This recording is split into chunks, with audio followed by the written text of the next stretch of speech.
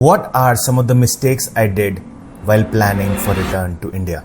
2-3 साल प्लान करने के बाद भी where I failed और क्या मैं कभी रिपीट करना नहीं चाहूंगा, और इस पूरी R2I ट्रांजिशन में what is my biggest regret. नमस्कार friends. In June 2025, we successfully completed 1 year in India after spending 12 years in the USA. पीछे मुड़ के देखता हूं तो सच में ये 1 साल कहां चला गया पता ही नहीं चलता. मैंने रिटर्न टू इंडिया की प्लानिंग कम से कम 2-3 साल तक की थी, क्योंकि ये आसान तो किसी भी एंगल से नहीं है. तो आज का वीडियो है मेरी मिस्टेक्स पे, एक्सपेक्टेशंस वर्सेस रियलिटी के गैप पे, ताकि अगर आप ये डिसीजन कभी लें, you know what to expect with much more clarity. Friends, this is the essence of our R2I experience with zero filters. So, इस वीडियो को एंड तक जरूर देखिए, not only because this is important, but also in the end I have a special surprise. And before we begin, please like and subscribe to NRI Life. Mistake number 1. मैंने आपको शायद पहले कभी नहीं बताया दैट इस करंट सोसाइटी में रहने से पहले हम एक दूसरी सोसाइटी में for almost 2 months. Actually return to India करते समय जो पैरामीटर्स इनिशियली हमने सोचे थे दैट सोसाइटी पॉश होनी चाहिए, आफ्टर ऑल हम यूएस से मूव कर रहे हैं, सारी फैसिलिटीज होनी चाहिए, ऑफिस से पास होना चाहिए, एक्सेट्रा एक्सेट्रा. उन्हीं पैरामीटर्स के बेस पे हमने एक सोसाइटी चूज की for a rent of approximately 80 to 90,000 per month, excluding maintenance, almost 1 lakh. But friends, this was our first biggest mistake. Actually, society posh हो, इस चक्कर में हम ये भूल गए that main goal of ours is that उस सोसाइटी में हमारा और हमारे बच्चों का मन लगे. And for that, more than anything, more than the location, more than the premiumness, more than the facilities, the important thing is कि वहां पर लोग कैसे हैं और क्या आप उन लोगों से अच्छे से कनेक्ट कर पाते हैं या नहीं. एंड सिंपल फैक्ट है, जितनी महंगी या ऊंची सोसाइटी उतने हाई फाई लोग. एंड हाई फाई होना कोई बुरी बात नहीं है. बुरी बात यह है that it comes with an unsaid rule of hi fi equals being snobbish. आपको एग्जाम्पल देता हूं. एक बार लिफ्ट में when I entered, there is another young couple with husband and wife also entered. So I pleasantly, out of habit, मैंने उनको smile करके good morning good evening कुछ बोला होगा. वाइफ ने रिस्पॉन्ड किया या नहीं वो तो मुझे याद नहीं है, बट हस्बैंड ने जिस लुक से मुझे देखा वो लुक मुझे आज तक याद है. वो मतलब ही वॉज लाइक कि मैंने उसका शायद वाईफाई पासवर्ड ही मांग लिया हो. And it was not just that, मतलब जो कहते हैं ना एक मिसिंग वार्मथ, वो आपको लगता है. सो नेचुरली हमारे बच्चों का एक दूसरा एग्जाम्पल है. उस सोसाइटी में moms were not outside to play with the kids or dads in the evening. It was only the maids. और हमारे को ऐसी आदत बिल्कुल भी नहीं है. We were looking for company. We wanted to meet people, say hello. The kids wanted to make friends. So in short, society की कोई गलती नहीं है. मैं आपको गलती हमारी उस सोसाइटी को चूज करने में थी, because our expectations, our lifestyle, our requirements at that point were completely different. And ultimately उस सोसाइटी में ना तो हम एडजस्ट हो पाए, ना बच्चे एडजस्ट हो पाए.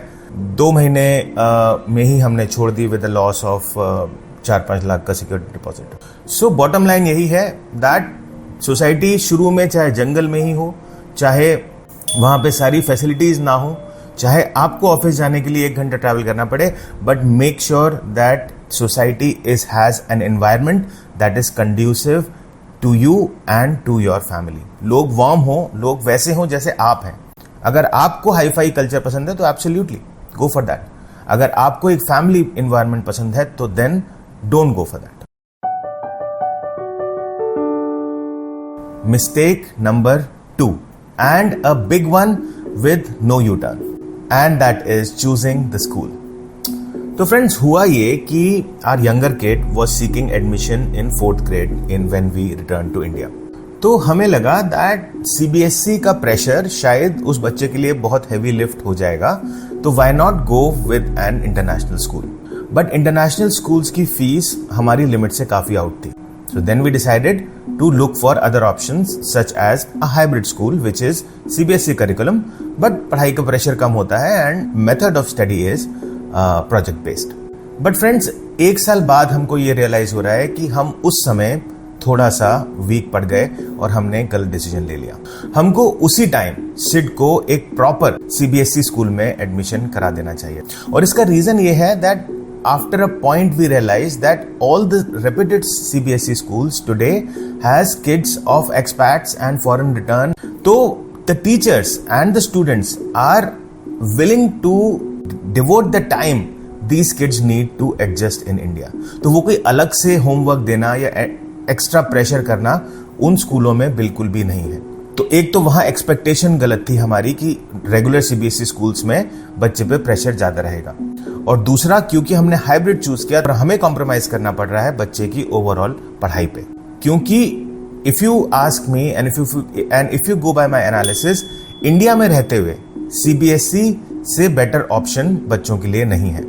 CBSE itself has evolved in terms of the questions they ask in the exams, in terms of the way they are approaching the subjects. So changes वहां पर भी हैं. अब इतना rectification की जरूरत नहीं है. CBSE is also gradually increasing the percentage weightage for practical projects and the way they are asking questions. मेरे बड़े बेटे ने अभी regular CBSE से ही 10th का एग्जाम दिया है and he was comfortable. और दिक्कत यह है कि इंडिया में एडमिशन स्कूल्स में वैसे ही इतना टफ है. लाखों की एडमिशन फीस जाती है. अब अगर हम चेंज भी कराते हैं तो अब एक तो वो 5th में आ गया, अगले साल 6th में चला जाएगा, तो एडमिशन वैसे भी मुश्किल हो गया. सो एक वन शॉर्ट डिसीजन था जो अगर हम उस समय ही, जिसमें एडमिशन हो भी गया था, अगर हम उसी समय रेगुलर CBSE में करा देते तो I believe education wise he would be getting much better experience then what he is getting today. So थोड़ा जल्दबाजी में हमने डिसीजन लिया. My advice to you would be not to fall for this, and if you're looking for schools for your kid, do that with proper research. Third point थोड़ा sensitive है. For long I thought should I bring it up or not, but I promised unfiltered, so here it is. I do have a request. NRI Life is a mission to connect Indians across the globe, and you are not alone in this journey. We have a Facebook group and a WhatsApp group that you can join and stay connected with your roots, whether you want to return or you want to stay an NRI. So, third mistake. So friends, ये mistake है regarding our communication about return to India with our kids. जब हम US से India आ रहे थे तो हमने अपने बच्चों को ये बोला that give it a shot, और अगर आपका मन नहीं लगा तो हम 2-3 महीने बाद वापस आ जाएंगे. और यही हमारी सबसे बड़ी गलती थी. एक्चुअली ये बात हम सिर्फ उनको बोल रहे थे कि हम वापस आ जाएंगे. मन ही मन में हमारा प्लान ये था कि 2-3 महीने में इनका मन लग ही जाएगा. और ये असम्पशन ही गलत था, because actually kids took longer than that. Plus जब हमने उनको ये बोल दिया that try it out for 2-3 months, then all they did in the back of their mind was कि मुझे तो सिर्फ 8-10 हफ्ते निकालने हैं, उसके बाद तो मैं वापस ही जाने वाला हूं. तो कोशिश ही उनके छोटे से मन ने, उनके छोटे से दिमाग ने करना बंद कर दिया that they have to adjust. हम कोशिश कर रहे थे, but for them it was a promise and they took it by word. And now going back, I think that शायद वो मेन वजह थी जिसकी वजह से our kids took 4-5-6 months to adjust in India fully. Because जब तक उन्होंने उस फीलिंग को लेट गो नहीं किया that they have an option to go back, तब तक वो एडजस्ट नहीं हो पाए. तो हमें इनिशियली ही जितनी ऑनेस्टली हमने उनको बाकी चीजें बताई थी, उतनी ही ऑनेस्टली हमें ये भी बताना चाहिए था that we are going for good. एक बार उनको बुरा लगता, दुख होता, but adjustment in the long run would have been much smoother, बजाय इसके कि हम उन्हें पहले कुछ और बताएं और सच कुछ और हो. अज्यूम हमने कर लिया बच्चे मैच्योर नहीं है, समझ नहीं पाएंगे, but they are. I mean 2nd-3rd grade onwards, kids start understanding everything, of course from their perspective. And believe me, if we convince them, they will get convinced and then they will show the same maturity as grown-up shows. लेकिन हमने बच्चों को बच्चा समझ के बहलाने के लिए जो बोला, उसकी वजह से मुझे लगता है कि उनको पेन भी ज़्यादा हुआ होगा, उनको एडजस्टमेंट में भी चैलेंजेस ज़्यादा हुए होंगे. So that is something that I really want anyone who is listening to my video to know that return to India जितना आपके लिए सेंसिटिव है और इमोशनली चैलेंजिंग है, बच्चों के लिए शायद उससे डबल या ट्रिपल है. We have to be very cautious on what we are telling them, how we are supporting them in the transition. In fact NRI life का गोल है to bring kids and their perspective on the channel very soon. I'll start this with an exclusive episode with my son.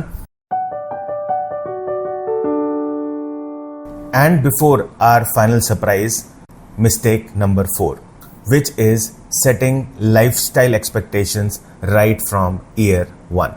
So कहानी ये है कि जब हम US से वापस आए थे तो हमने इनिशियली यूएस जैसा स्टैंडर्ड मेंटेन करने की कोशिश की अपनी लाइफ में कि कम से कम चेंज होने देंगे तो बच्चों को भी और लगेगा. तो एक्सपेंसिव सोसाइटी, एक्सपेंसिव कार, सब कुछ हमें खर्चा करते चले गए. And within a very short time we realised how foolish those expectations were and what were we trying to achieve. किसी को कुछ दिखाना नहीं है, गोल क्लियर है that you have to make the smooth transition. उसके लिए lifestyle का इक्विवेलेंट होना जरूरी नहीं है, उसके लिए मन लगना जरूरी है. और मन लगाने के लिए आपको फर्स्ट ईयर में हर वो चीज करनी चाहिए जो आपकी फैमिली के लिए इंपॉर्टेंट है. चाहे वो बाहर घूमना हो, चाहे वो साथ टाइम बिताना हो, चाहे वो स्विमिंग में जाना हो, चाहे वो कोई एक्टिविटी हो, चाहे वो फैमिली टाइम हो, कुछ भी हो. एंड आई एम श्योर उसमें एक्सपेंसिव कार में A to B जाना तो नहीं होगा.